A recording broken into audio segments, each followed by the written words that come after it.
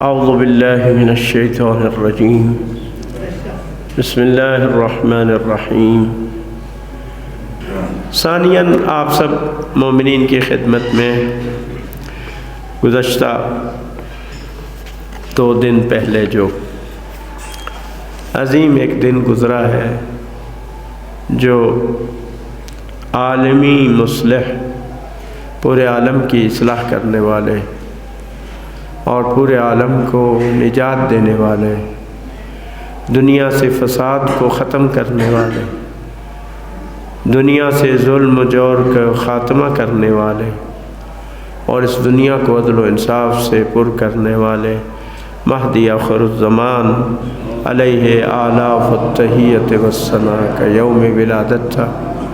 آپ سب مومنین کو یہ دن مبارک ہوں۔ حضرت امام زمان علیہ الصلاۃ والسلام کی یہ ایک خصوصیت ہے کہ ان کے بارے میں ہے کہ وہ جب تشریف لائیں گے تو دنیا کو عدل و انصاف سے پر کر دیں گے۔ کسی اور نبی یا امام کے بارے میں یہ بیان نہیں ہوا کہ وہ دنیا کو عدل و انصاف سے پر کریں۔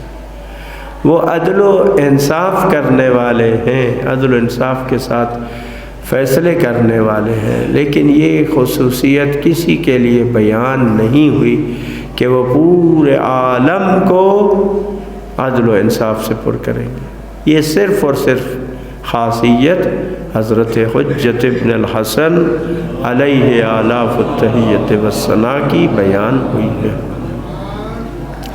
اب سمپل سی بات ہے، دیکھیں، یہ جشن منانا بھی اپنے مقام پر اہمیت رکھتا ہے، ثواب ہے۔ خوشی منانا یہ بھی ہمارا حق بنتا ہے کہ ہم ان مواقع پر خوشیاں منائیں اور ان کی شان، منزلت، مدحت، منقبت یہ ہم پڑھیں، اجر و ثواب کا باعث ہے۔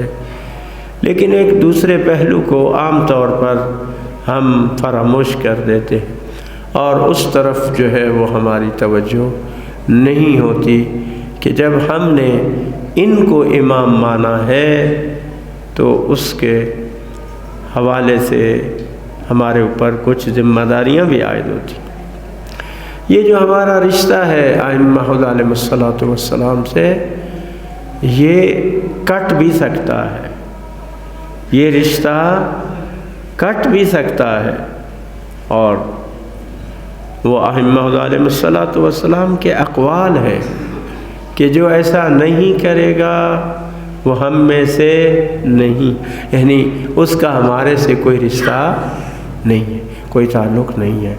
تو وہ کون سی چیزیں ہیں کہ جن کی بنیاد پر ہم اہل بیت علیہ السلام سے اسی طرح سے متمسک رہ سکتے ہیں، ان سے جڑے ہوئے رہ سکتے ہیں، اور ہمارے اور ان کے درمیان جدائی اور علیحدگی اور یہ قطع تعلق نہ ہو جائے۔ تو اس کے لیے اس پہلو کی طرف کم سوچا جاتا ہے اور بیان بھی کم کیا جاتا ہے۔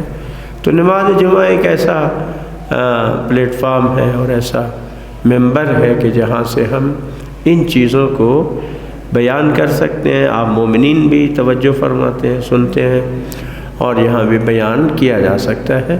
تو اس موقع پر امام زمان عجل اللہ تعالی فرجہ الشریف کی غیبت کے زمانے میں جو ہمارے اوپر ذمہ داریاں عائد ہوتی ہیں، جو ہمارا فریضہ ہے، جس سے ہم اہل بیت علیہ السلام سے متمسک رہ سکتے ہیں اور ان کے دامن سے وابستہ رہ سکتے ہیں، وہ چیزیں کون کون سی ہیں، وہ فرائض و ذمہ داریاں کون سی ہیں؟ ان میں سے سب سے پہلی یہ ذمہ داری ہے، یہ ہمارا فریضہ ہے کہ غیبت امام زمان علیہ الصلاۃ والسلام میں دین سے متمسک رہیں، دین کو تھامے رکھیں مضبوطی کے ساتھ۔ اگرچہ روایات میں ہے کہ غیبت میں اس زمانے میں دین سے متمسک رہنا اور دین کو تھامے رکھنا بہت مشکل ہے، ایسے ہی ہے جیسے آگ کو پکڑنا ہے، ایسے ہی ہے جیسے انتہائی خاردار جھاڑی کے ساتھ اپنے آپ کو لٹکانا ہے، ٹھیک ہے نا۔ ایک دفعہ تو ویسے انسان نرمی سے اگر اس کو پکڑے شاید اتنا اثر نہ ہو، لیکن جب انسان مثلا اس مضبوطی کے ساتھ اس کو پکڑے ایک خاردار جھاڑی کو، تو اس وقت اس پر کیا اثر ہوتا ہے۔